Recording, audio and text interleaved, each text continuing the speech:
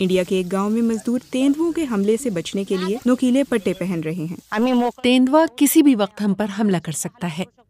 खेतों में काम के दौरान हमला होने के इम्कानात ज्यादा होते हैं, इसीलिए हमें इस पट्टे की जरूरत है। गांव के लोगों ने धात से बने ये पट्टे अपने पालतू जानवरों से मुतासिर होकर बनाए हैं।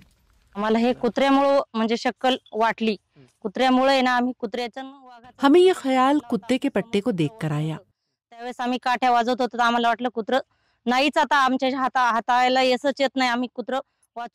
जब तेंदुए ने हमारे कुत्ते पर हमला किया तो वो इसलिए बच गया कि उसने वैसा ही पट्टा पहना हुआ था।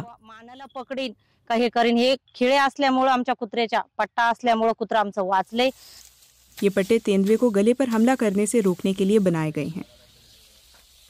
तेंदुओं के हमले में इजाफा हुआ है और सिर्फ 2025 में ही 3 अफराद हलाक हो चुके हैं।